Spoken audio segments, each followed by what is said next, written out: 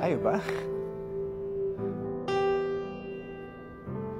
May nangyari sa atin, di ba? May nangyayari sa lahat ng tao. Hindi natin pwedeng bigyan ng ibig sabihin lahat ng mga bagay. Malungkot ako. Nagdala ako ng emosyon. Pasensya na. Yung nangyari sa atin, wala naman ibig sabihin yun eh. Wala. Ayok ka. Sinabi mo sa akin na mahal mo ko, di ba? Tapos yung nangyari, wala lang, Arthur. Hindi mo pananagutan yung nangyari sa atin. Anong pananagutan? Saan?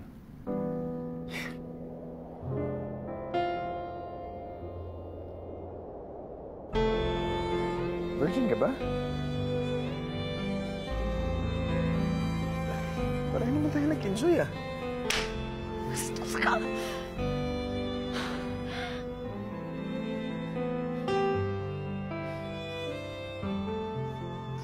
Nagpunta ako dito para sabihin sa'yo na hindi na ako babalik.